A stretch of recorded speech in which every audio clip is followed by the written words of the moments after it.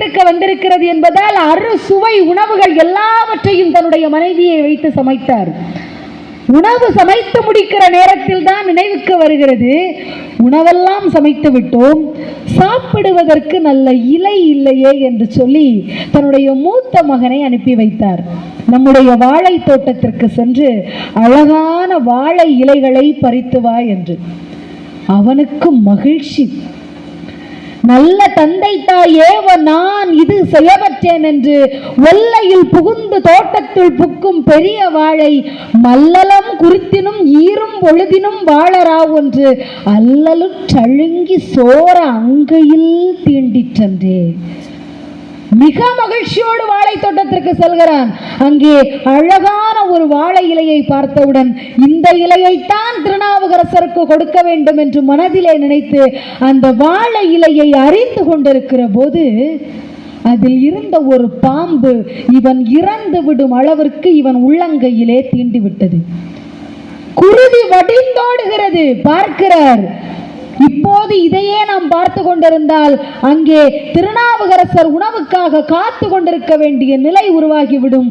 நான் என் கையால் பறித்த இலையை எப்படியாவது அவருக்கு கொடுக்க வேண்டும் என்று சொல்லி அந்த குருதியை கூட பொருட்படுத்தாமல் ஓடோடி சென்று தன்னுடைய தாய் தந்தை கையில் அந்த இலையை கொடுத்த மறுகணமே கீழே விழுந்து இறக்கிறார். இலையை பறிக்க சென்ற மகன் திடீரென்று விழுந்திருக்கிறான். என்ன ஆயிற்று ஏதாயிற்று என்றே தெரியாமல் அப்பூதியடிகளாரும் அவருடைய மனைவியும் சேர்ந்து மகனை உலுக்கி பார்க்கிறார்கள். உள்ளங்கையில் ரத்தம் வருகிறது. மகன் பாம்பு தீண்டி இறந்து விட்டான் என்பது தெரிகிறது. மகன் இறந்து விட்டான் என்று சொன்னால் ஒரு மரண வீட்டில் நான் உணவை உண்பதா என்று கேட்டு திருநாவுக்கரசர் உணவை உண்ணாமல் சென்று விடுவாரோ என்று பயந்து இறந்த மகனை மறைத்துவிட்டு திருநாவுக்கரசரை உணவுண்பதற்காக அழைக்கிறார். திருநாவுக்கரசர் சாப்பிடுவதற்கு முன்பாக கை கால்களை எல்லாம் கழுவி விட்டு சொன்னார், நான் எல்லோருக்கும் திருநீர் வழங்க வேண்டும் என்று. சரி, முதலில் அப்பூதியடிகளாருக்கு திருநீர் கொடுத்தார். இரண்டாவது அவருடைய மனைவிக்கு, மூன்றாவது இளைய மகன் சென்று நின்றான். மூத்த மகன் எங்கே என்று கேட்டார். கடவுளிடம் பொய் சொன்னால் அது தவறாகி விடுமோ என்ற பயத்தில் இப்போது இங்கு அவன் உதவான் என்று சொன்னார்.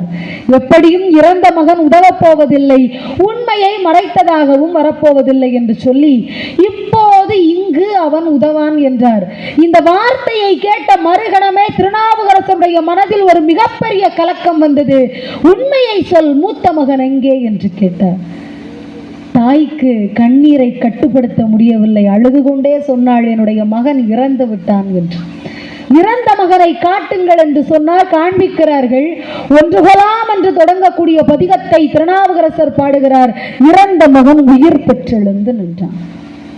இப்போது இதில் அப்பூதியடிகளாருக்கு எம்பெருமான் மீதும் எம்பெருமானின் அடியவரின் மீதும் இருந்த பக்தி ஒரு காரணம் என்று சொன்னால், அந்த பக்தியின் நிமித்தமாக தொண்டு என்கிற தண்ணீர் பந்தல் செய்வதை தன்னுடைய கடமையாக அவர் எடுத்துக்கொண்டது அதைவிட மிகப்பெரிய காரணம்.